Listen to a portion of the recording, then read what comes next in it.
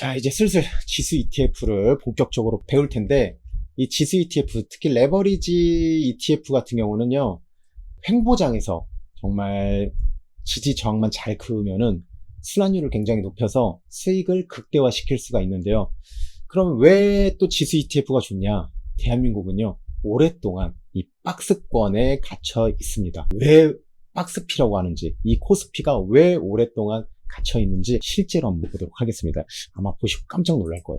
자, 이게 뭐냐면은 이 트레이딩 뷰라는 사이트인데요. 뭐 이제 아마 코인 거래, 비트코인 거래를 많이 하시거나 이제 차트 분석을 또 정밀하게 하시는 분들이 많이 이용하는 그 차트 분석 전문 그런 웹사이트입니다. 저도 가끔 이제 들어가서 보는데, 바로 지금 이 그래프가 뭐냐? 바로 코스피를 M2 통화량, 워낙 풀리는 그 통화량으로 나눈 겁니다.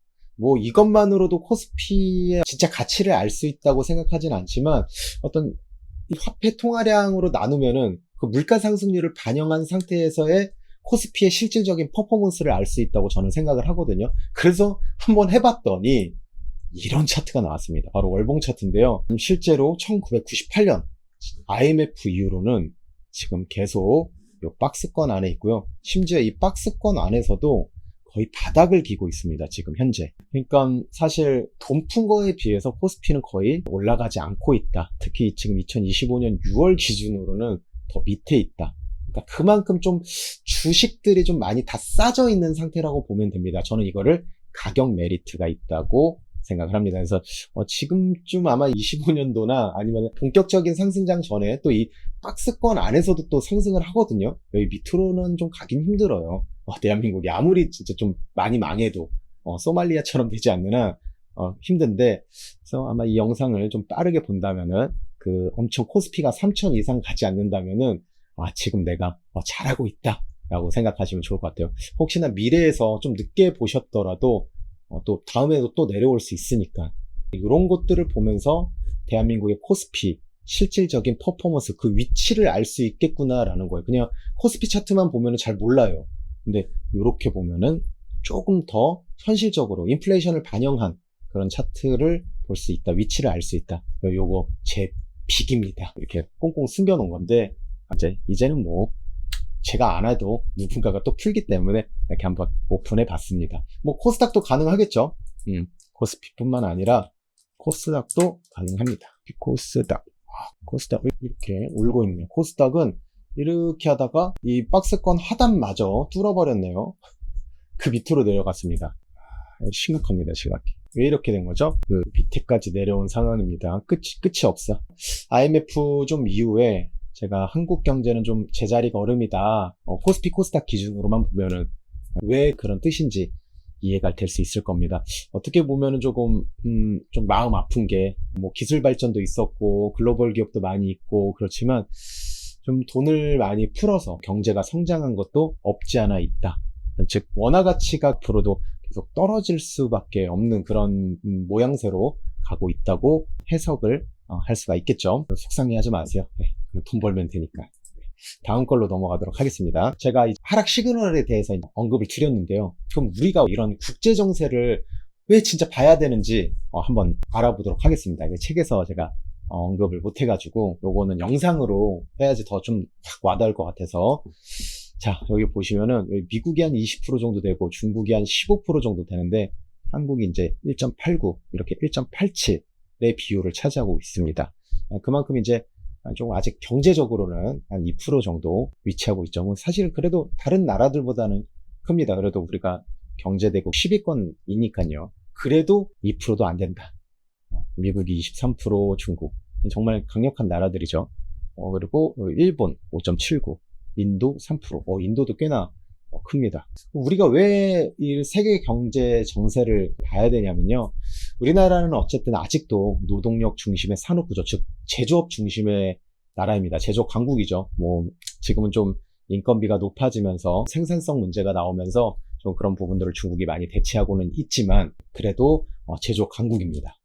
그래서 이런 부분들이 글로벌 정세에 맞춰서 가고 있고요. 그러다 보니까 경기 순환주기를 많이 타게 됩니다. 우리나라가 자체적으로 이렇게 경기를 주도하는 게 아니고, 글로벌 시장을 주도하는 게 아니고 계속 영향을 받게 되는 거죠.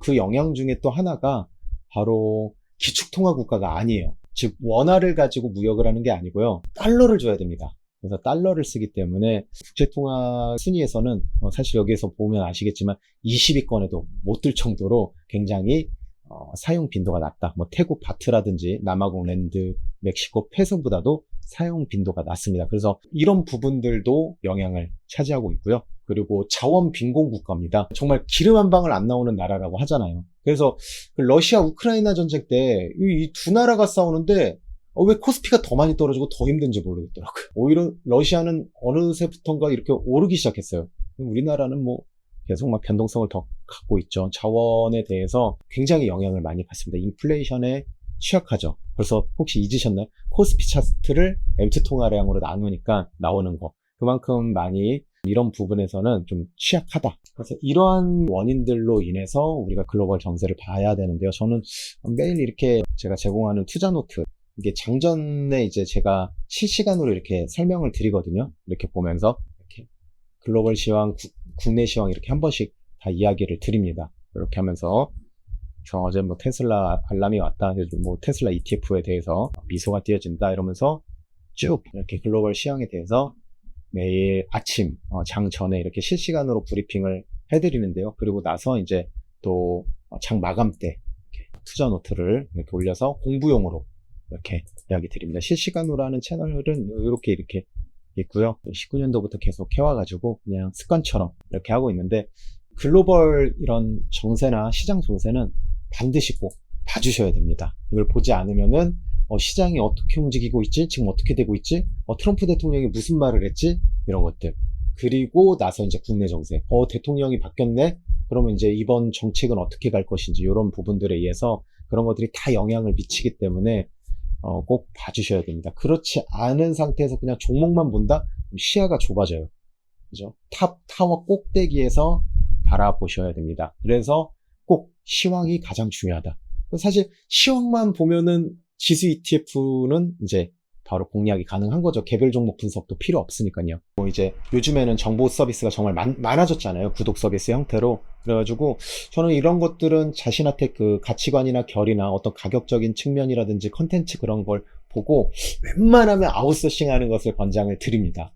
그죠? 이런 것들, 뭐, 리딩방이 아니고, 이런 것들은 이제 자신의 관점들을 이야기해주고, 뭐 리포트도 주고, 이렇게 정보를 주는 거기 때문에 뭐, 얼마에 사라, 얼마에 팔아라, 이런 게 아니고, 그런 정보, 관점, 시장 상황을 내가 본업이 있다 보니까 본업을 포기하면서까지 이거를 다 할 수는 없으니, 아웃소싱을 하는 거죠. 좀 가격 대비 좀 저렴한 곳으로 내가 감당할 수 있는 곳에서 하시면 될 것 같아요. 평균적으로 거의 뭐 월에 10만원에서 20만원 사이인 것 같은데 이게 너무 많이 부담이 되지 않는다면은 한번 이용하시는 것을 권장을 드립니다.